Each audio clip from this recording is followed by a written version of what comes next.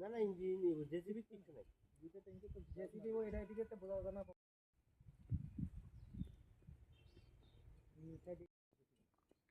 খবর কি কইছে না সকালবেলা আমি উঠেছি, চলো কালকে 1 ঘন্টা কাম কম হইছে, আজকে 10 পাবলিক কাছে দিয়ে দিব। যে পার্টি কাজ করা এই পার্টি আমার কাছে লিজে রাখুন।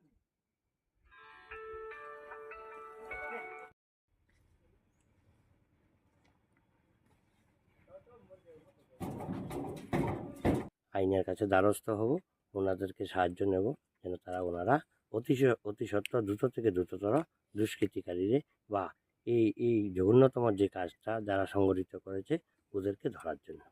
মেশিনটা কাজটা চলতেছে মানে হ্যাঁ, মেশিনের কাজটা চলছে। আপনি হচ্ছে মালিক? আপনি হচ্ছে ফোকল্যান্ডের ওনার প্রবীর কুমার নন্দী। আচ্ছা। আমার ঠিকানা ওই উদয়পুর বাগমা। মেশিনটা কয়খানা ছিল? কি কি মেশিন ছিল?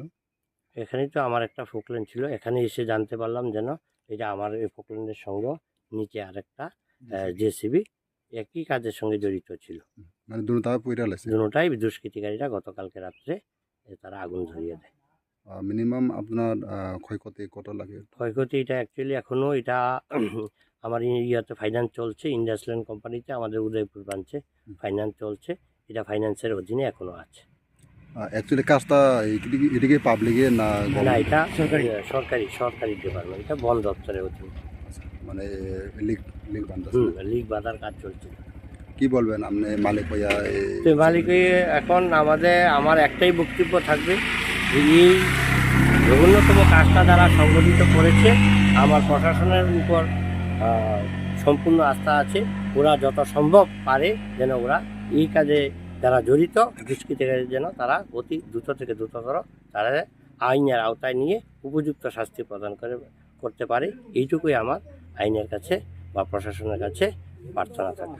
কাজটা করার আগে কি বাধা সৃষ্টি এরকম আছে? না, এইরকম কোনো আমার কাছে কোনো ইনফরমেশান নেই।